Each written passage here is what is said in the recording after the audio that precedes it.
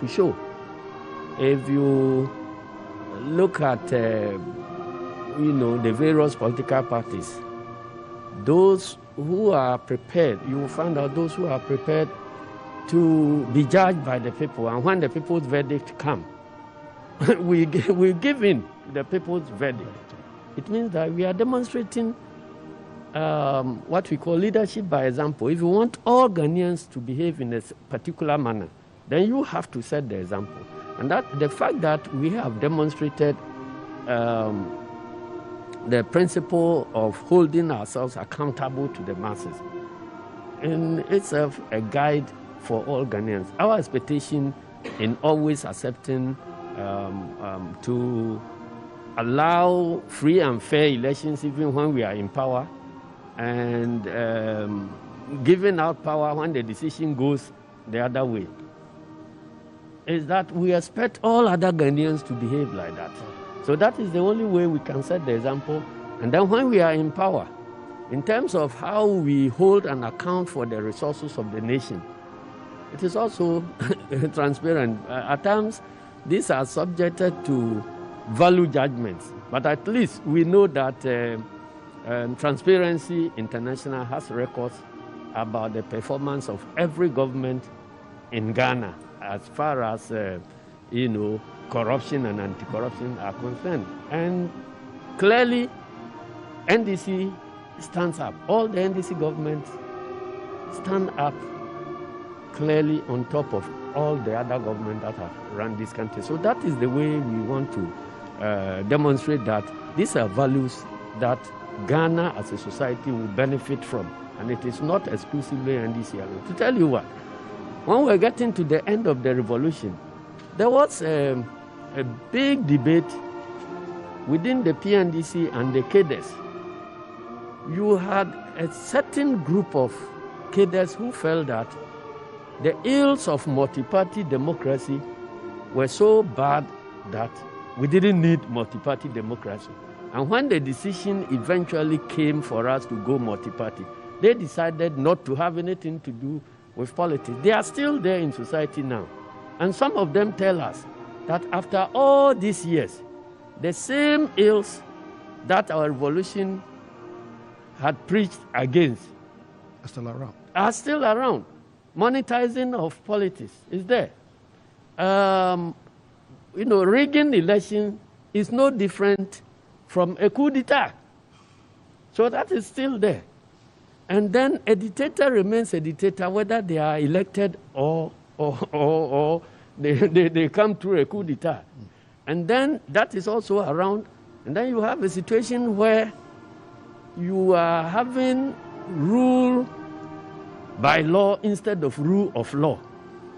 You understand? If you are not careful, a dictator can use the very tools of democracy to kill democracy.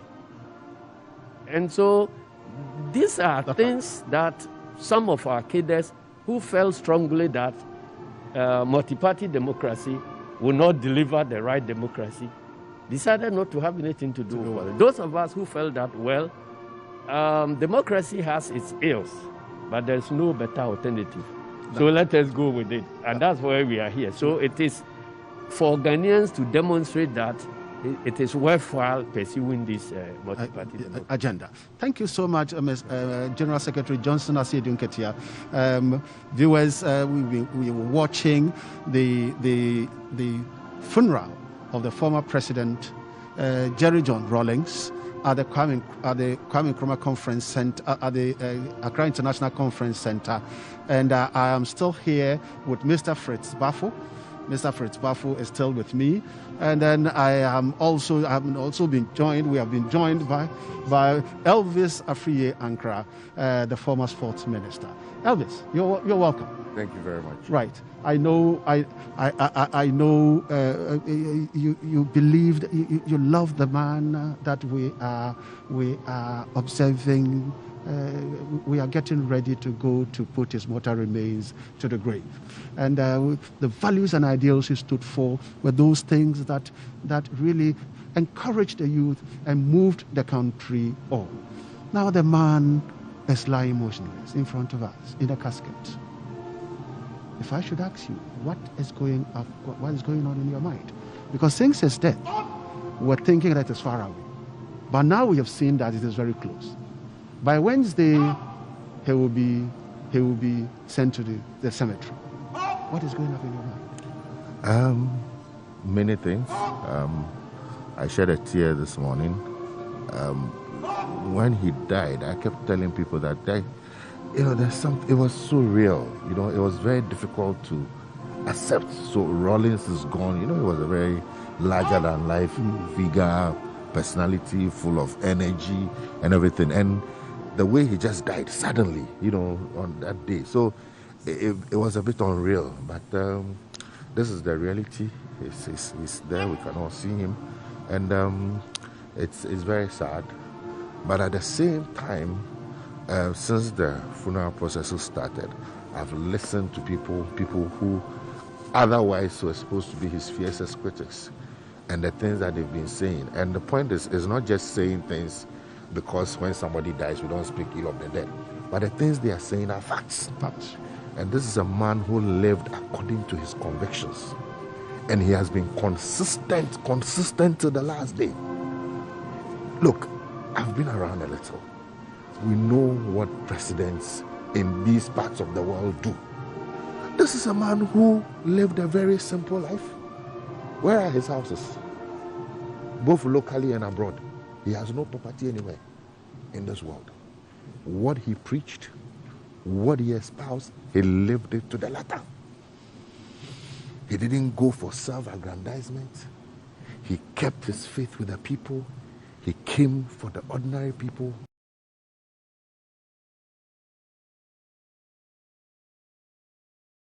To extend water, rail, electrification to these parts, and the impact that this has had on the lives of these people, then you will know that indeed this is a man who was genuinely committed to the welfare of the ordinary people. It wasn't a fluke. It wasn't political gimmick or propaganda. It was a genuine and sincere commitment to see to the betterment of the lives of the ordinary people. So for me, those are values that we should all pursue. That when you get opportunity and you get into power, it's not an opportunity for self-aggrandizement. It's not an opportunity for stealing the nation's wealth. It's not an opportunity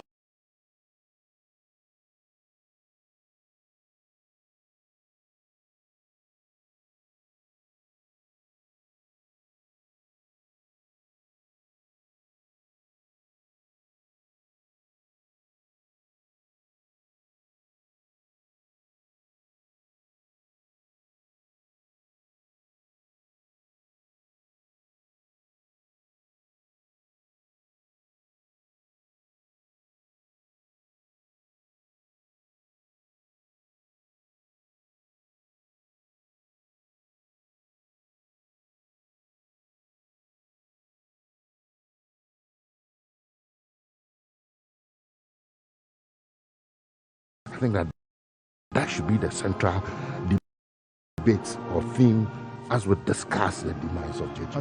As we discuss the death of former President Rawlings. Now, this is a man that the people loved. Had it not been covered, Mr. Fritz Wafu, have it not been covered, I think that by this time, this conference center would have been besieged. It would be near stampede. But because of COVID, now how would we encourage the others there that look, we will not be left out? The important thing is that let us recognize the disease and see how best we can manage it. How? What would be your position on that score? One thing I'll say is that the late John Rawlings was very concerned about the personal welfare of the Ghanaian. He talked about family planning, he talked about sanitation, and you mentioned the Cape Coast incident. You've seen pictures of him actually going into gutters and making sure that we were doing something about sanitation. And so, it was said earlier on in the commentary that, and I think you said it, that COVID should not end the sanitary practices that we're using now, like using sanitizers and washing our hands and keeping ourselves clean and keeping our environments clean. That is the way that it's got to go. COVID has brought it home to us that if we don't look after ourselves, all right, then the environment is going to destroy us. And so therefore, that is where we've got to go. We've got to realize life's real lessons about the fact that we're suffering from a disease that we can't understand.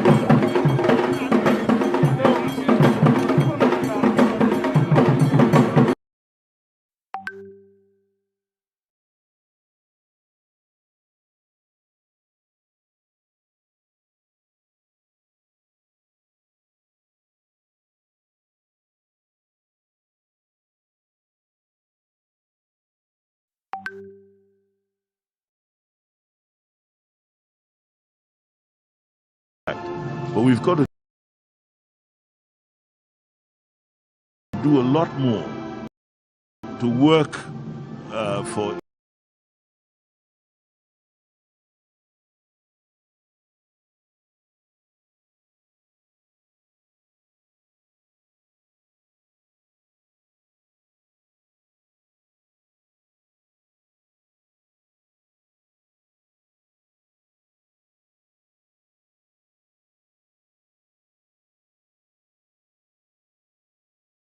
the demographic situation in Ghana is different from, let's say, 20 or 30 years ago.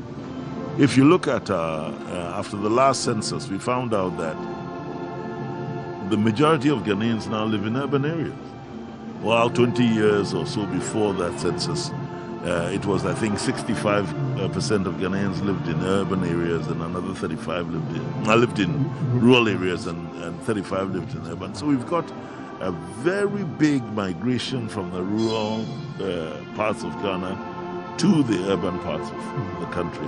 And we have a situation where they have not actually kept we have not raised the infrastructure. The infrastructure development has not met with the influx of people. And so therefore there's a break in the family system in many places. But if we use the right kind of social policies, I think that we can arrest that. That's right. Now, let me quickly introduce another tough customer with me in the studio. This is Mr. Nana Atodazi. Nana Atodazi, you were chief of staff. Yes, you were chief of staff during Rawlings' time. So it means that you were very close to him. But I know that your life and everything, you have really lived very close to the man lying in state today. Right. How? Sure. How are you feeling? Really, how you feel? Lived very close to the man lying in state because, today. Right. For many of us, Rawlings will never die. His ideas, of course, will still live on. And simply couldn't comprehend, understand how Rawlings will be found lying in state. Okay. Who is a big boy, who is a mega man. In 30 years, he dominated the political space of this country. From 1979 through to 2001,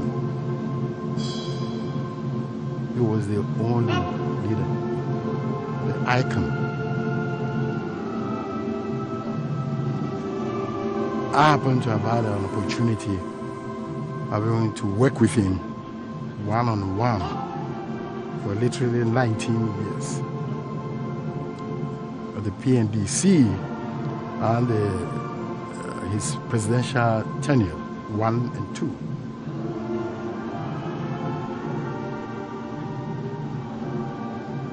I also had the privilege of sharing his desk in his office.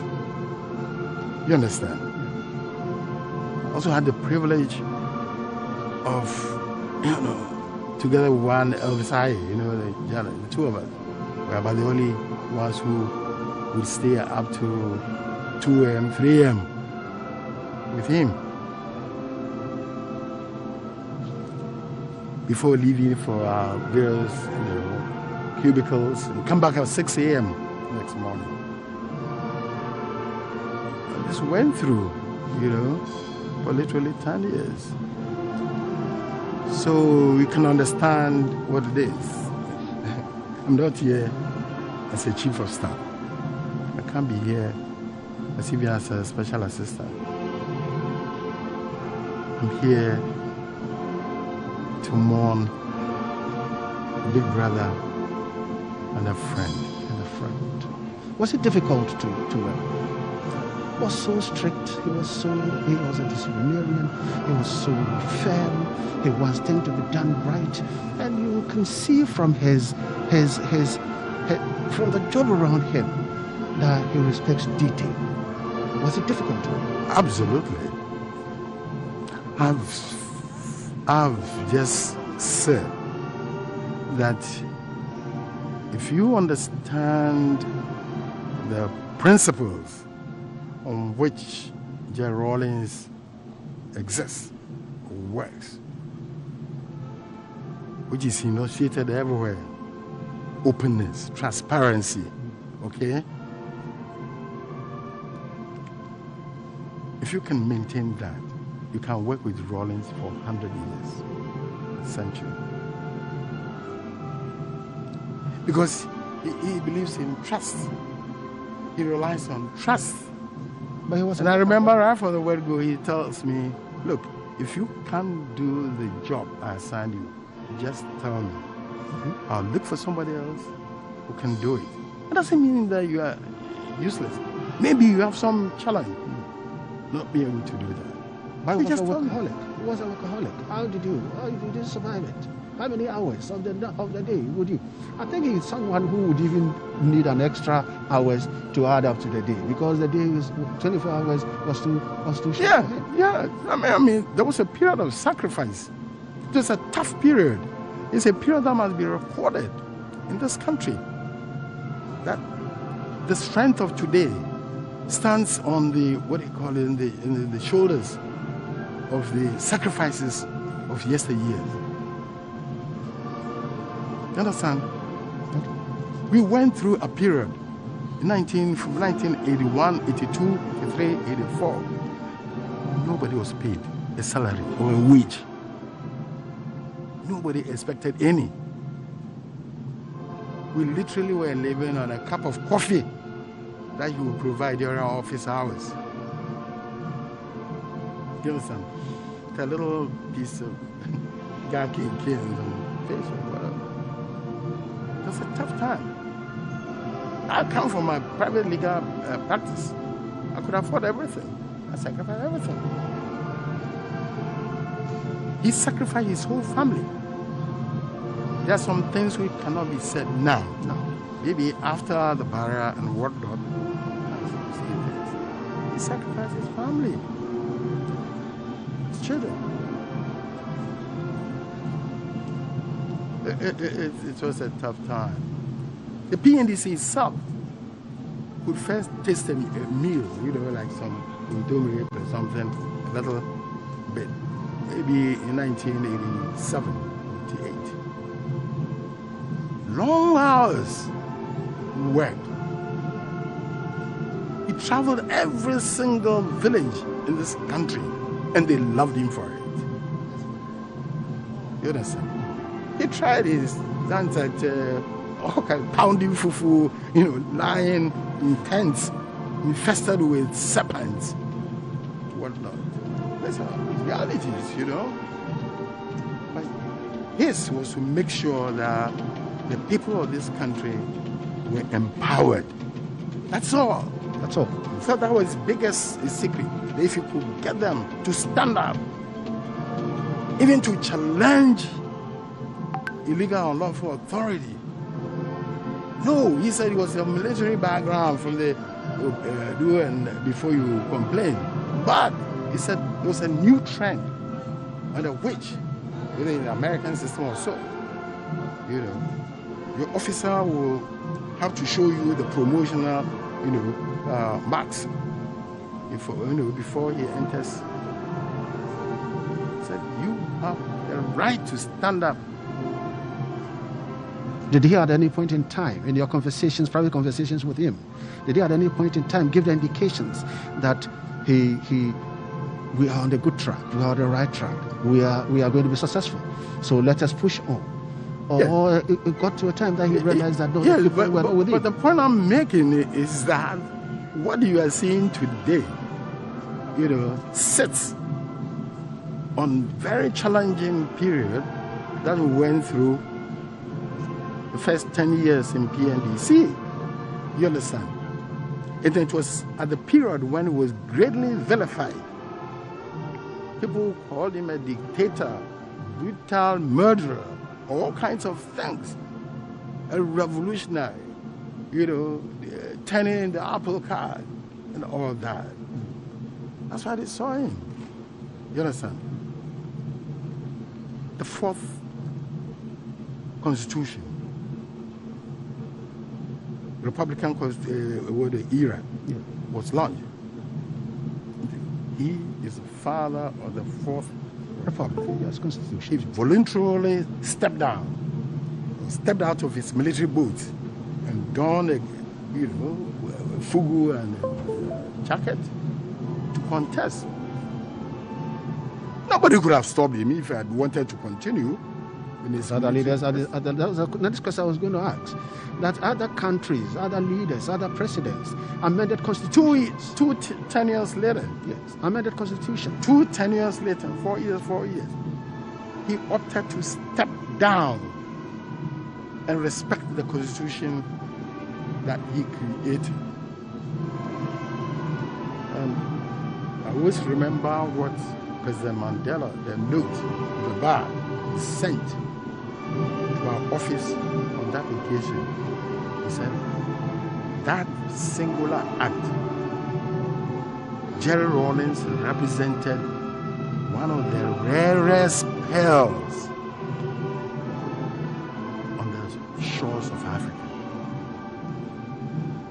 Who voluntarily step down when he has an opportunity to continue? Even when their tenure is on, look into, Ivory Coast, Nigeria, everywhere, Togo, all the challenges that we're facing in Africa today. It's as a result of, leadership crisis. People who do not want to lead. They fear for the unknown. No. Now let me now ask this question, Mr. Nanato, that the youth, the young ones that he came to encourage, he came to bolden, he came to fight for.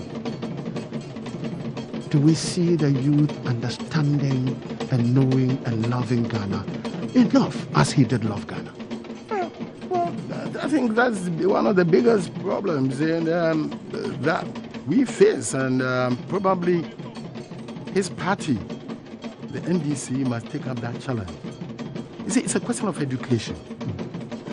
We don't even have a history of Rawlings. We don't have the history of his actions, what took place. You understand? We must propagate his ideas. He came up at the time he was with the youth.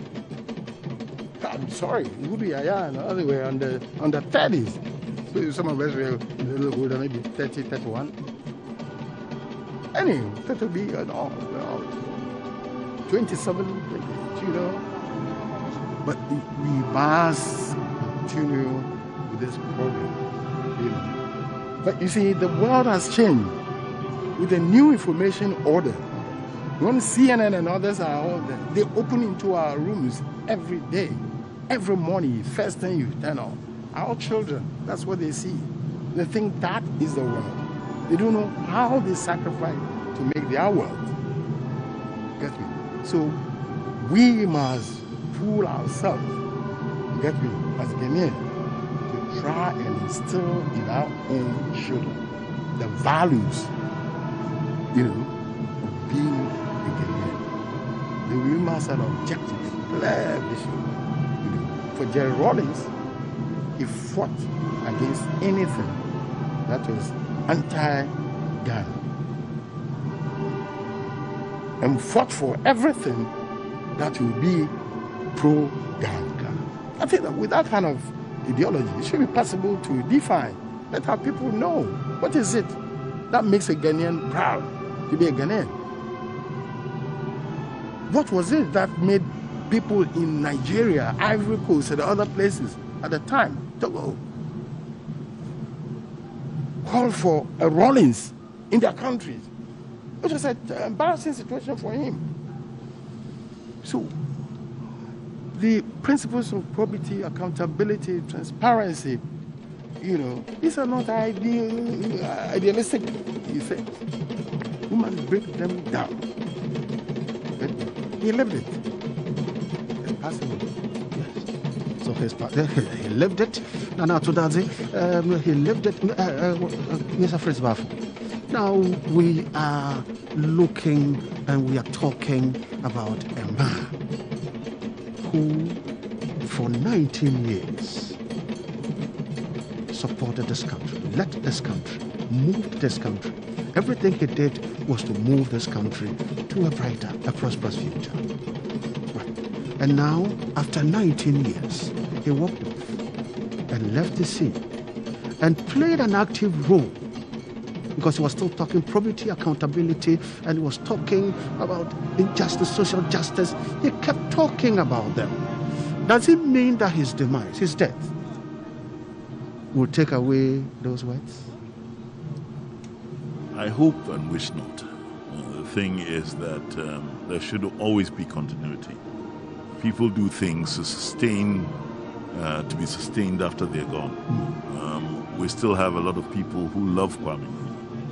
We still have a lot of people who love the Buzi Adanko tradition. We've been privy, and I'd like to say that my brother here, Nanato Dadzi, was one of the closest people you could ever get to Jerry Rawlings as chief of staff. And he knows the work that we put in. And we've got to continue.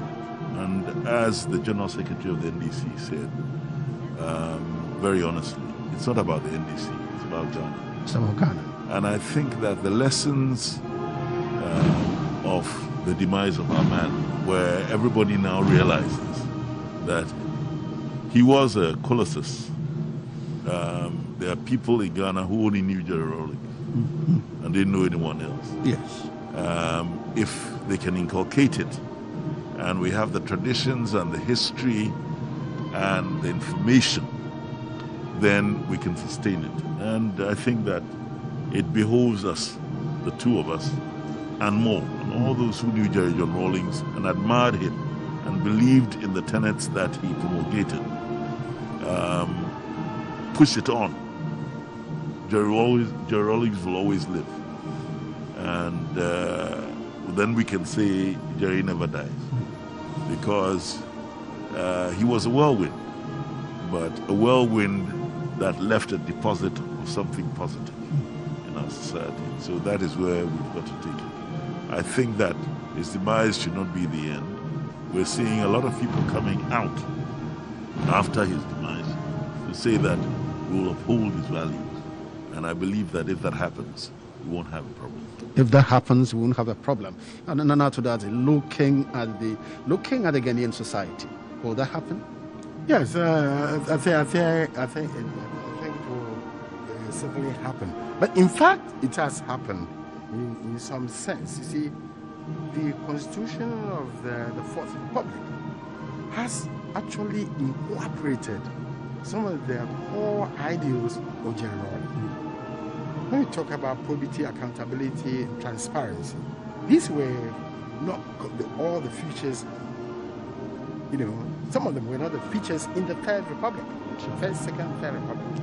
But because of the events of 79, the issue of accountability, problem, and then that of transparency, because of the international position, it's part of the Constitution of the Fourth Republic. It is that which gives every single MP now the strength and the right to stand up to say that what is happening is wrong, whether it's from a president right down to the ordinary policeman down the street. But these are ideals which we must imbibe. We should even teach the kids from the primary school.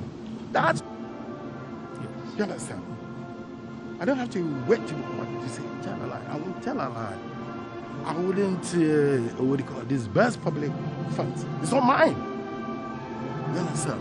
I won't abuse public trust. These are things which must be pushed forward.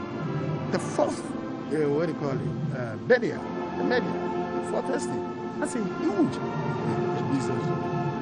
And at times, when you hear people in opposition, well, you know, Ghana, today you are in opposition, Tomorrow. But if when you see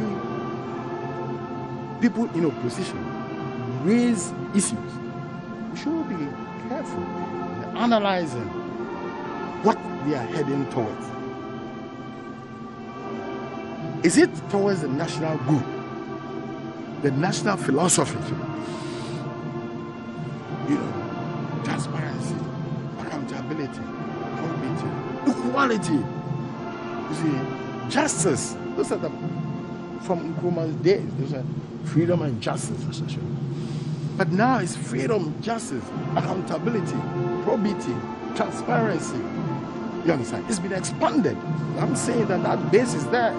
And it is now the period for education. And we should let people and encourage people and reward people who stand up to ensure that the right things. Madam, Mr. Fred Waffle, immediately we're talking education.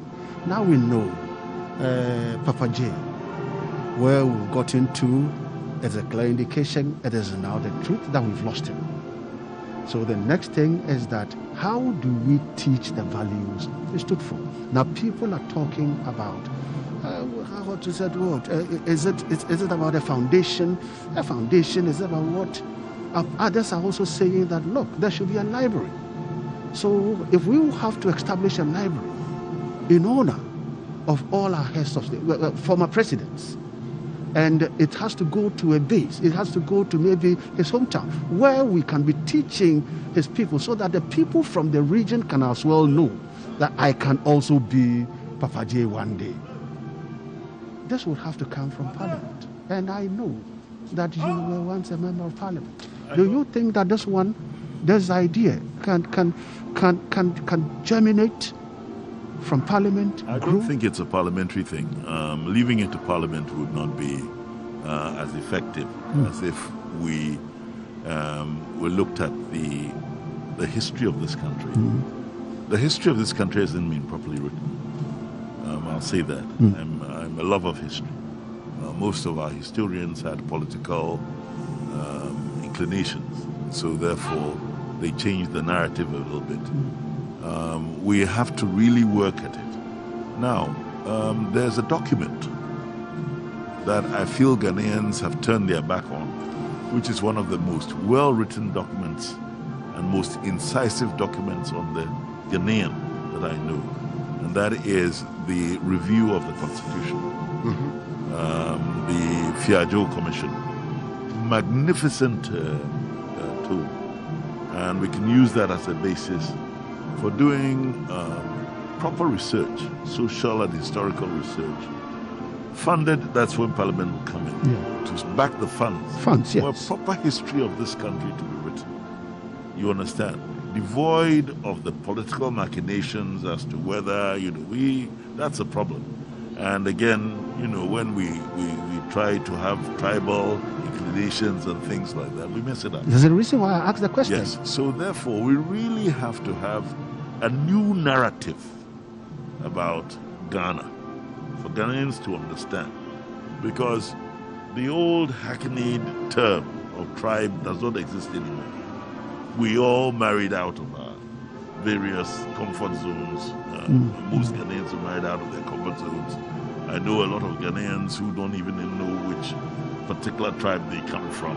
You understand? Yes. These days with names with name with hyphen in them, you have so and so that you cannot even locate the name to any. So therefore, the thing is that we are gradually becoming a homogeneous society, and therefore the truth and the history has got to be told. And that, I believe, is that if we have the correct narrative, then we can educate on that narrative.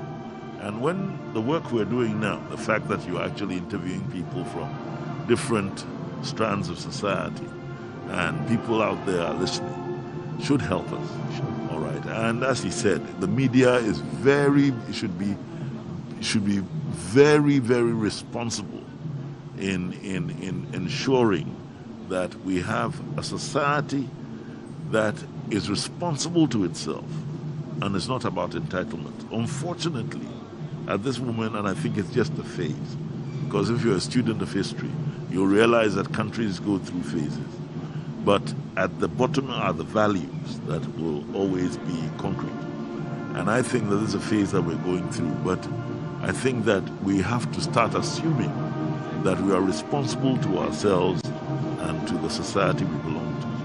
And that we are not just entitled. It's not a privilege to be a Ghanaian. It is actually work to be a Ghanaian. You have to work hard to be a Ghanaian, to be responsible to yourself and to your community, to your neighbors and to your people. That is what is very, very, very, very important.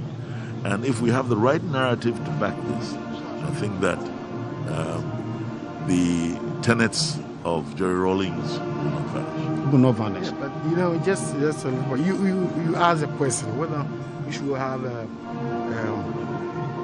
library or something.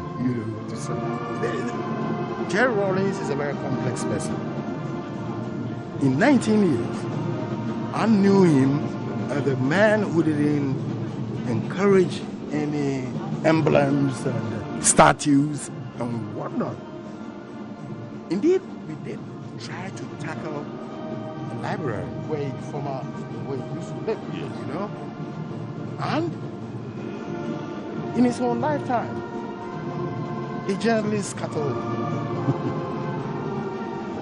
He refused to allow his picture to be mounted in offices. And these are very interesting features. So for us, we think that you have to examine the issue properly. Speaking for myself, I think that the Fourth Republican Constitution has built institutions of state which bear on the concepts that he lived by, that he espoused. Accountability, probity, and all that. We now have shrine. Okay? Let them work. Let them work. We have Yoko and whatnot. Let them do their work. We have Attorney General's Department. Let them stand up as an independent body, as required by our Constitution. These are establishments which will live and perpetuate the memory of Jerry Rawlings. Because what he cannot be contained in a little, structure. Maybe we can't have a structure where people can revert to as a rallying point. But Jerry Rawlings is bigger than that. He's larger than Ghana. In fact, he's larger than Africa. He's a voice in the international. So it's a very complex and delicate thing. What he never, wanted was to have a structure, a statute of him, and others personal. One day, because of somebody's anger, they go and knock his statue down. Let his ideas live. He wishes to live in the hearts of the people. Right, so we are still at the Accra International Conference Center, where we're observing the funeral of the former president, Jerry John Rawlings. We still have the filing passed, and so I think I'll humbly take Honorable Fritz Waffle. I think you stand discharged. Thank you very much. And then Nana Atudadze, former chief of staff, you also stand discharged. Yeah. Thank you. It's a pleasure having the two of you to come to enrich our conversation this morning. Thanks.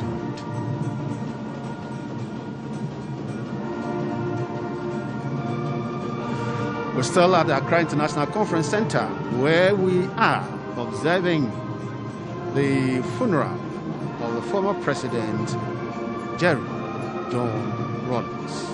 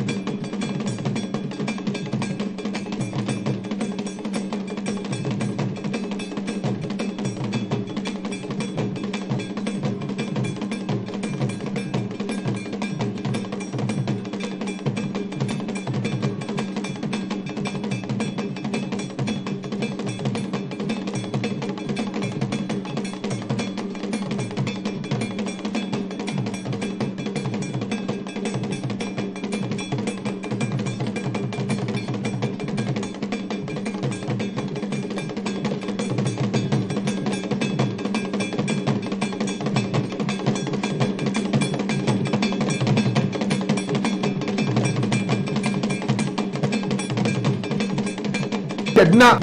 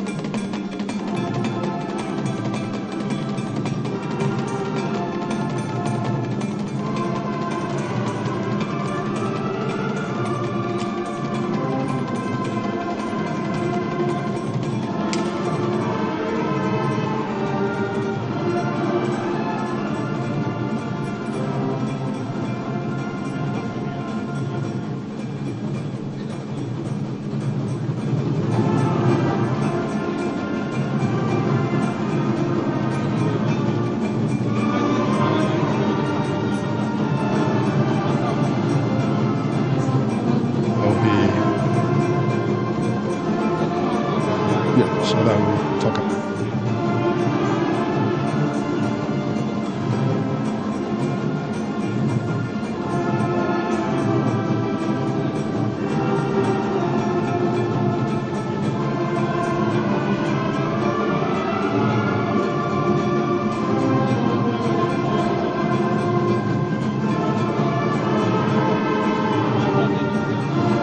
Accra International Conference Center for a short break, and we are still at the Accra International Conference Center at the funeral of the former president, Flight Lieutenant Jerry John Rawlings.